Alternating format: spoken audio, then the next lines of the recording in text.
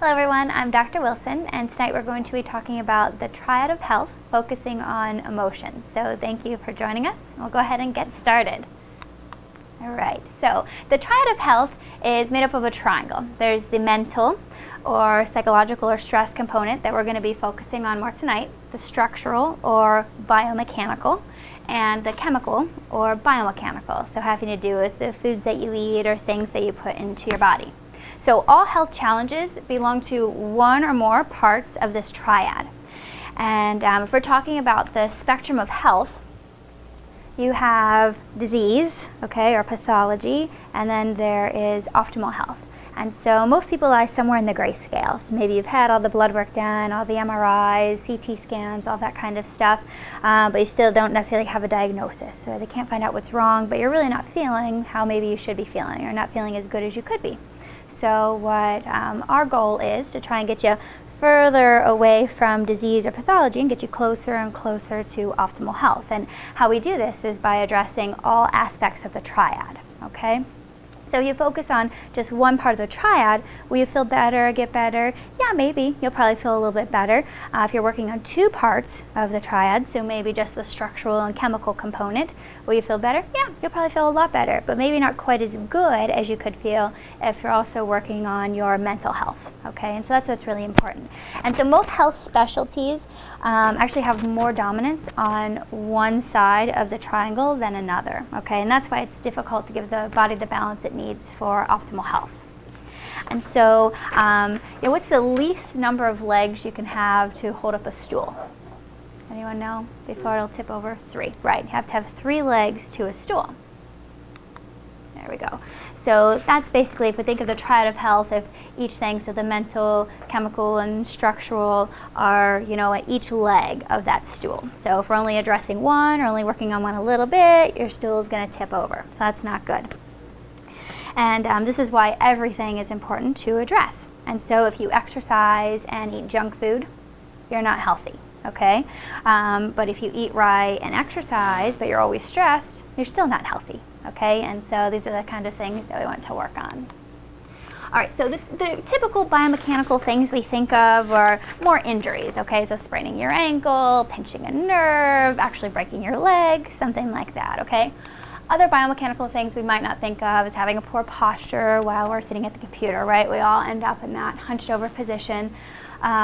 Kids carrying their super heavy backpacks, sleeping on your stomach, all those kinds of things. So, and these are even, more like our chronic activities of daily living that can lead to biomechanical stressors. And then there's the biomechanical. So whether that's drugs and medications or even supplements or foods, all those kinds of things fall in the biomechanical.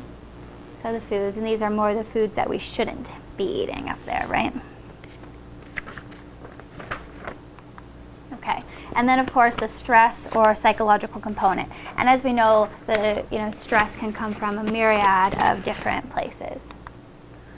So the 3 things that cause disease: trauma, thoughts, and toxins. So trauma, the biomechanical; thoughts, the stress or mental aspect; and toxins from the chemical things that we put into our bodies.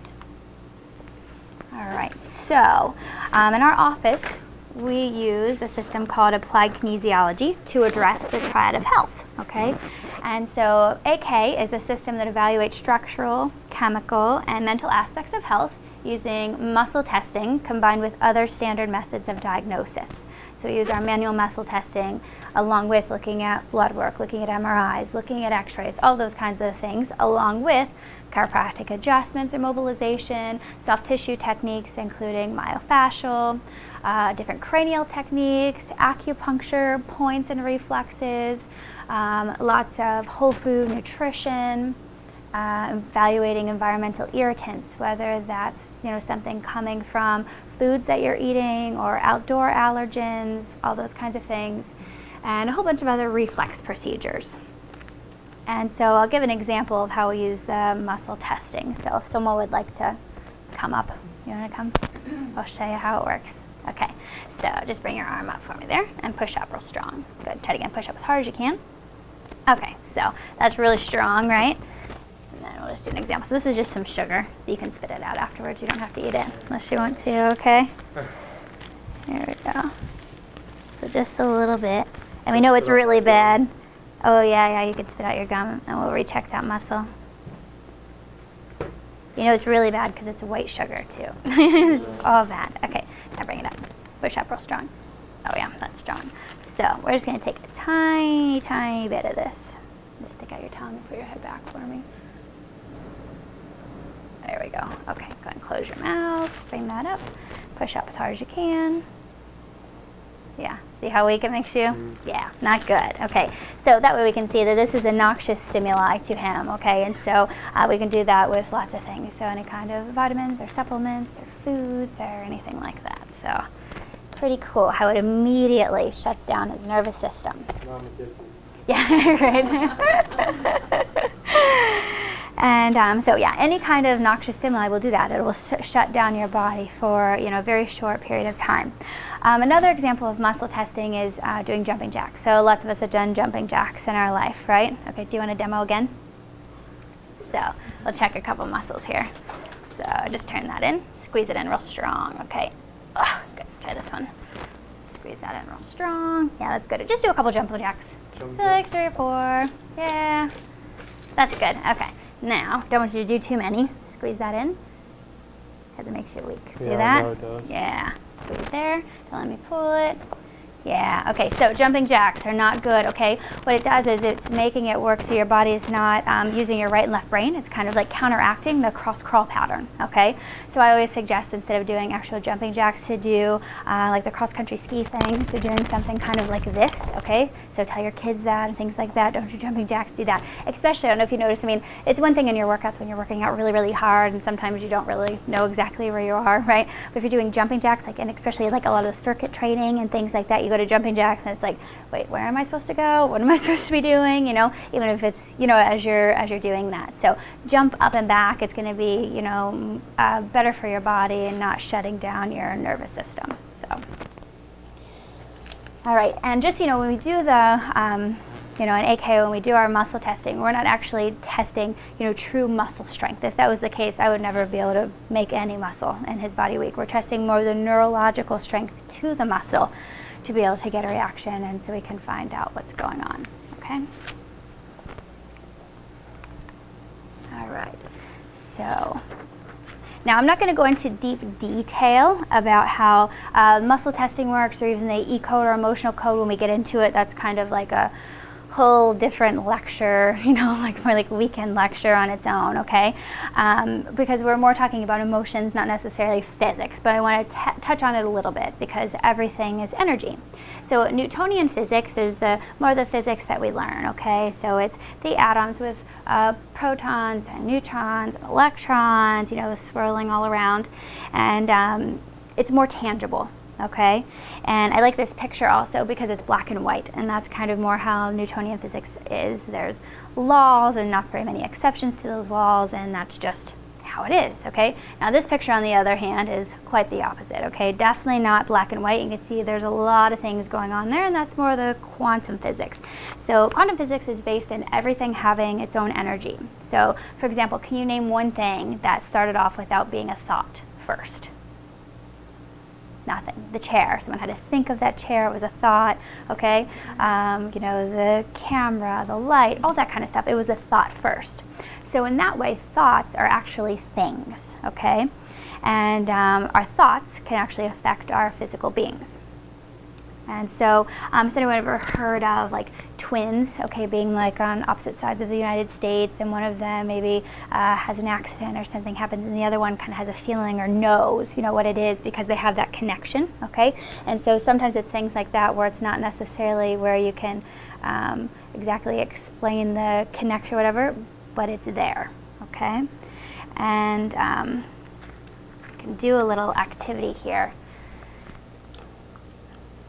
Little thing. So if we can all just kind of get in a circle, so if everyone just kind of stand up, or you can come on over here, we can get in a little circle. And we just have to join hands. Okay, and then what you're going to do is you're just going to touch the other side of that. Okay, so see how it lights up? And then go ahead and drop your 2 hands. So keep on there. And drop your hands. Oh, I try it again. Well, it's not supposed to work like that. Okay, hold hands together. Okay, there we go. See the difference? Okay, and how it makes the connection. So if we drop hands, no, you guys can keep yours. So just you and I. Okay, now you two drop hands again. It just doesn't like that. It changes it. Go ahead and hold hands again. And then why don't you two drop hands? Yeah, and see how it stops. Okay, and so that way we all have our own energy, and that's what helps to kind of keep this connected. Okay, so if we didn't each have our own energy, this would never make any noise. Okay, so pretty cool, huh? All right. Oh no, I wouldn't do that. I wouldn't do that. I'd warn you first. All right, so has anyone ever experienced this? Butterflies in your stomach? Oh yeah, I love this picture. What about like any tightness in your chest, sweaty palms, your heart racing, all those kinds of things? Okay, well, how do we handle this? Okay, so we handle this, you know, just some tools, okay, for emotional stressors. Lots and lots of different ways to use. So one of them is just by communication, support system, doing Bach flowers, homeopathic or floral lives, which many of you may be familiar with.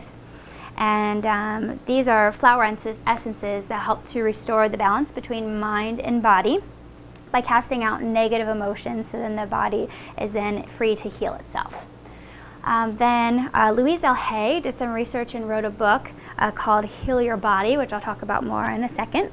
Also by doing positive reinforcement statements, so saying, I deserve to be healthy, I want to be healthy, okay? And as I was practicing my talk, I was giving it to my husband, and he was my demonstrator, and I had him just stand up, and I muscle tested him and say, I deserve to be healthy, and I want to be healthy, okay? And so he stayed strong, all his muscles were strong when he said, I want to be healthy. But he was weak when he said, I deserve to be healthy. So his body didn't believe that he actually deserves to be healthy. So that would be a good positive reinforcement statement for him to say, I deserve to be healthy, I deserve to be healthy, not just want to be healthy. And you can do this with lots of different things to kind of help your body to believe that you really deserve that, okay? And then of course the emotional code, which we're gonna talk about a little bit later. There we go. Okay, so Louise L. Hay's book, Heal Your Body. It goes through the mental causes for physical illnesses and the metaphysical way to overcome them, okay? So it basically gives a new thought pattern for the probable cause of disease or symptom one may be experiencing. So for example, how many of us have ever had a neck problem? So you wake up with a stiff neck, or car accident, all that kind of stuff, neck pain, okay? So a probable neck pain issue from Louise L. Hay is refusing to see the sides of a question, stubbornness or inflexibility, okay? And so that's what she says is related to neck pain, okay? So the new thought pattern to overcome this is, it is with flexibility and ease that I see all sides of an issue. There are endless ways of doing things and seeing things. I am safe. So that would be the new thought pattern that you would say to yourself, or have around, that you could read several times a day to help with more of the mental side of the physical issue, okay? And so first of all, to do this, you have to, one, recognize that you're willing to overcome, okay? To repeat the new thought pattern, and 3, already believe that you're starting the healing process. And then just to say those statements. So I have her book here. Anyone want to know anything else? There's a ton of different things. So from like headaches or muscle pain or anything like that. Anyone have anything they want to know what it would be, the new thought pattern for it, and what it means? Dizziness, anything? Dizziness? Okay, let's see. Well, hopefully it's in here.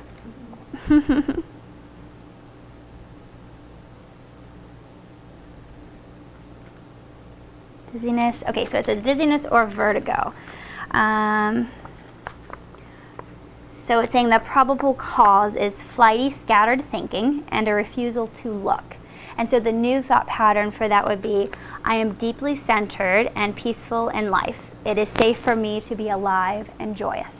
So that would be the new thing for you to program in to help with that, the mental or emotional side of dizziness. So pretty neat, huh? And so she has a whole bunch of different things here. She even goes through if you have like a chronic subluxation, so maybe your atlas is always out or your L5 is always out. She has certain things actually linked to each level of the spinal cord that's out. So I thought that was really, really neat, something very interesting. All right. So how many of us have ever felt like this? Right? Yeah, like you're carrying the weight of the world, right? Or maybe think things aren't turning out how you would like, or maybe just feeling like you're held hostage by something in your past. If so, if you've ever felt any of these things, then you're carrying emotional baggage, okay? So Dr. Bradley Nelson developed the emotion code, and what it is a method designed to find and release this emotional baggage. And so that's just a picture of the cover of his book and his website.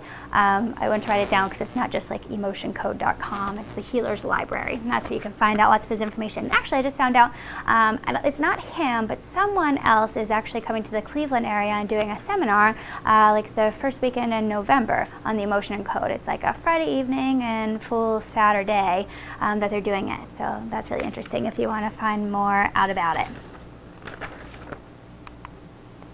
All right, so we all have emotional baggage as a byproduct of living. It's not a good thing or a bad thing, it's just a thing. It is, just by living. So, you know, how many of us can get overwhelmed or have been traumatized or have a tendency to kind of keep things or stuff our emotions inside?